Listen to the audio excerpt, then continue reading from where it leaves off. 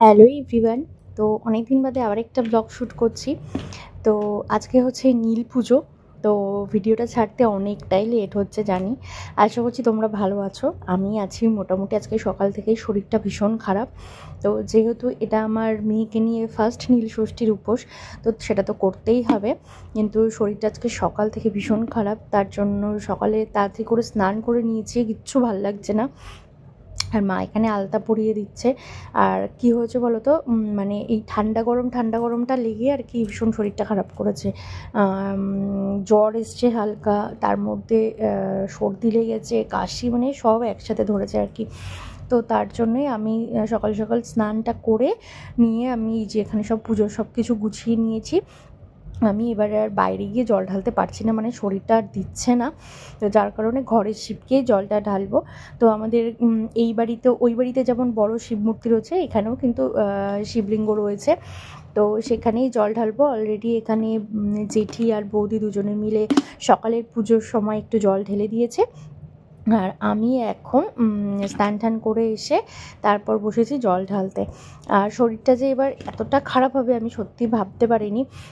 কারণ কি বলতো, এবার ভেবেছিলাম যেহেতু প্রথম নীলষষ্ঠী আমার মিহিকে নিয়ে, তো একটু অন্যরকমভাবে পালন করব, একটু অন্যরকমভাবে সেলিব্রেট করব আর কি। মিহিকে নিয়ে যাব জল ঢালতে আমাদের ওই মন্দিরে। তো যাই হোক, সেটা আর হলো না। শরীর এত খারাপ, মানে আমি কথাই বলতে পারছিলাম না, আমার গলা থেকে কথাই বেরোচ্ছিল না।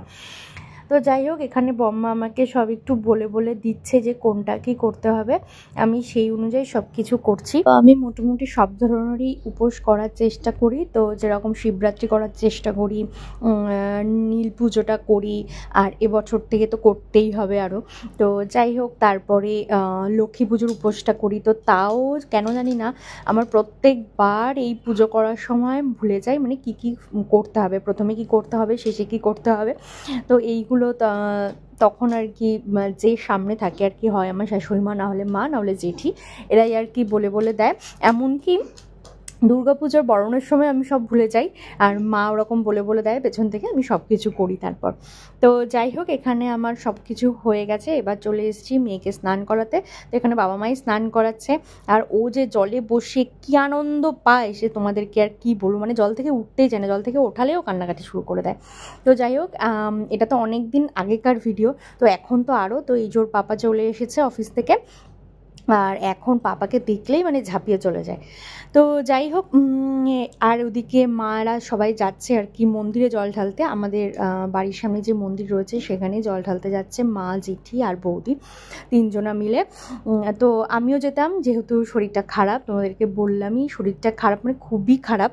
তো যার কারণে আমার যাওয়াটা আর হলো না। খুব ইচ্ছে ছিল যে এবার যেহেতু প্রথম, তো একটু বেশ সুন্দর সাজুগুজু করে যাব, কিন্তু কপালে না থাকলে যেটা হয়। তো তার মধ্যে আবার আমাদের বাড়িতে বড় একটা বিপদ ঘটে গেছে। তো আমার বৌদি জল ঢালতে গেছিলো, সেখান থেকেই ফোন এসছে আর কি, বৌদির মা খুব অসুস্থ হয়ে পড়েছে, তো সেখানে যেতে হয়েছিল। আর ওই বৌদিকে নিয়ে গেছিলো, যেহেতু দাদা তখন বাড়ি ছিল না।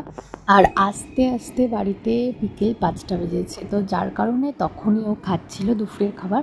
আর এইদিকে মা সন্ধ্যাবেলায় এখানে সাবু মাখছে, যেহেতু দুপুর থেকে আমি কিছুই খাইনি, তো তার জন্য মা বললো আজকে তাড়াতাড়ি। আর এই যে দেখো আমার অবস্থা, মানে দুপুরে তাও যেরকম ছিলাম, এই সন্ধ্যের পর থেকে আমি মানে মাথায় তুলে বসতে পারছি না, দাঁড়াতে পারছি না, শুতে পারছি না, মানে অসহ্য লাগছে শরীরের মধ্যে।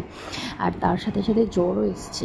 তো যাই হোক, ভীষণ শরীর খারাপ লাগছে। আর মেয়ের কাছেও যেতে পারছি না, মেয়েকে তো মা বাবা দুজনে মিলেই সামলাচ্ছে। তো ওর মাই আর কি ঘুম পাড়িয়ে দিচ্ছে ওকে। তো ভিডিওটা আমি বেশি বড় আর কি ওর জন্য করতেও পারিনি, কিচ্ছুই শ্যুট করতে পারিনি, যেটুকু পেরেছি তোমাদের জন্য সেটুকু করেছি। আর কী বলো তো, যেহেতু আমার প্রচণ্ড পরিমাণে শরীর খারাপ, ঠান্ডা লেগেছে, এবার ওকে যদি আমি নিই এই মুহূর্তে, ওরও ঠান্ডাটা লেগে যেতে পারে। তো যার কারণে মাকে দিয়ে দিই। চলো ভিডিওটা বড় করছি না, এটুকুই আর কি শ্যুট করতে পেরেছিলাম। তো দেখা হচ্ছে নেক্সট একটা ভিডিওর সাথে খুব তাড়াতাড়ি। ততদিন সবাই ভালো থেকো, সুস্থ থেকো, আর আমার চ্যানেলটা সাবস্ক্রাইব করতে কিন্তু ভুলো না।